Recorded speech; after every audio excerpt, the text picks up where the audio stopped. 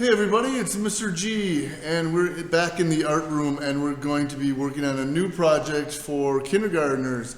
And I'll just show you around the art room a little bit here. Yeah, this is what it looks like. I'm going to put this down.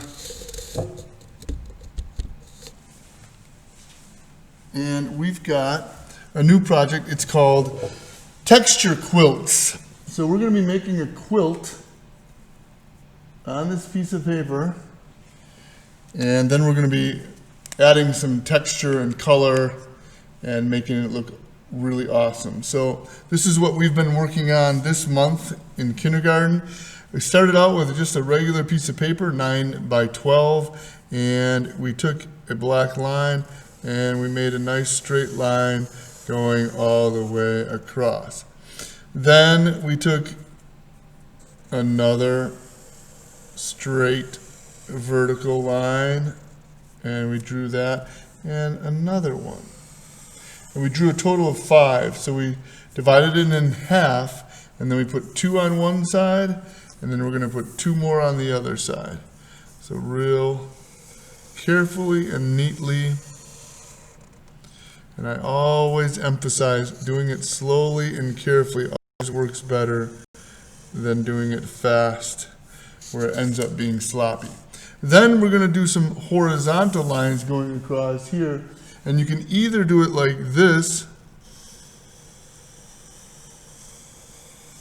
horizontally, or you can turn the paper carefully, and for me it's easier this way because I can pull my arm in a nice straight line easier than I can draw a straight line going across. So you just pull it right towards you in a straight line, and it's real natural that your arm just comes straight down in a straight line. So we're going to do the same thing with the last one, and now we've got a pattern of squares and rectangles that kind of looks like a quilt. And I always talk to kindergartners about quilts, and most of them, or many of them, know what a quilt is. They say it's a blanket, and it's made out of material or fabric that's sewn together in little pieces. So when we talk about that, we talk about stitching, and we draw little stitches that show where these 2 rectangles are sewn together. So we can draw stitches going all the way around these pieces. And that's going to take me a long time to do, so I'm just going to do only a couple of them now, and I won't do the whole page, but I want the students to do the whole page and fill it with stitch marks. Now we talked about different kinds of stitching. These are just little stitches that go in a straight line, but you could also make them with an X, like a cross stitch, and you could make little X stitches going all the way around the square or the rectangle. Just right on the line, you just make a bunch of X's. It's very simple. And it looks like it's stitched together.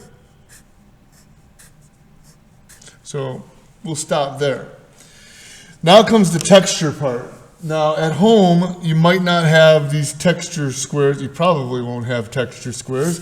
But at school here, we've got these little things here. I don't know if you can see this, but this is a little piece of plastic, and it's got a wavy texture to it. You can listen to that. So if I were to put that underneath one of these and take a crayon and carefully holding this in place so it doesn't slip and slide around, if you take a crayon and you rub this real neatly going to the black line, you're going to get a little texture. That wavy line underneath is going to rub through, and you'll have a nice little texture square there. So it looks like a piece of material that might have been maybe an old pair of jeans or something like that. Then you put this texture square aside. This next texture square has flower designs on it. So if I put that down, I might take a red crayon. You're always going to switch colors until you run out, and then you can duplicate the color. And again, if you hold it steady and you do a nice rubbing without moving the paper and without moving the texture plate underneath, you're going to get a really awesome design on each square. Now again, if you're at home and you don't have these kind of texture squares, you're going to try to find something that has some kind of texture. So whether it be a piece of material maybe, or if you can find a piece of sandpaper or something like that, it will have a neat texture. These little texture plates, this one's got some bugs and dragonflies and frogs. This one's got what looks to be some kind of a reptile skin or something like that, if you can see that. And then I'm going to put that under there. I think green would be a good one for that one. So I'll take my green, plus green is different than red and blue, so this will look really good in this area. Again, if you rub it real carefully, you're going to get that texture. And the kids really love this. But again, like I said, you can find many things. Sometimes a table at home will have just a line or a crack in it, or it'll have the wood grain, and that makes for a nice texture as well. So there's lots of things at home that you could use that will give you a nice texture. This one has got little curly cues on both sides. And again, I'll hold it up closer. These are kind of a mess because kids have been using these with lots of other things like clay and things like that. I think purple might be a good color to use for this. So again, we'll see some curly cues. And really, it's as simple as that. You do that really carefully to all 24 rectangles or squares, and you've got the texture quilt. And it looks pretty cool and awesome. So that's the kindergarten assignment or project that we worked on this week. And if you've got kids at home quarantined or sick and they want a fun thing to do, get out your crayons, get out a piece of paper, a marker, and anything that might have some texture on it, and have them do some texture rubbing. Till then, this is Mr. G signing off. Be good.